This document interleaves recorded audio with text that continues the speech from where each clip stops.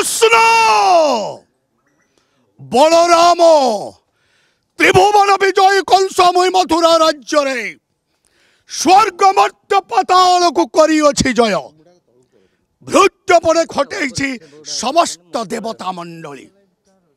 कृष्ण ए द्वापर जुगरे शत्रु रूपे जन्म नहीं गोपनग्रे नंद राजागृहे अष्टवर्ष विनाश करिबु त्रिभुवन विजय वीर कंसासुरे। शुण कृष्ण शुण बलराम गोप रखिबिनी आउ पुराण पृष्ठारे ध्वंस ध्वंस एवं गोपपुर प्रचंड अनले जली उठ वैश्वानर सहस्र शिखारे। हे इष्टदेव प्रभंजन जोगा इंधन ध्वंस एवं गोपपुर ध्वंस एवं कृष्ण बलराम।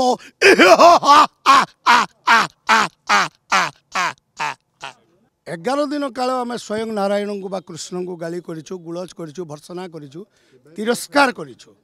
तेणु यहाँ गोटे मनीष पक्षर संभव नुह आम तो मनीष ना।